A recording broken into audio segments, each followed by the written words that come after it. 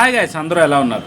మన ఏలూరులో royal dry ఫ్రూట్స్ని విజిట్ చేశాను. ఏలూరులో చాలా డ్రై ఫ్రూట్స్ షాపులు ఉన్నప్పటికీ నేనైతే ఈ షాప్ని ప్రిఫర్ చేశాను. ఎందుకంటే చాలా క్వాలిటీగా, చాలా క్వాంటిటీగా వీళ్ళైతే మనకి సప్లై చేస్తూ ఉంటారు. నేను వెళ్ళి పర్చేస్ చేసినప్పుడు కూడా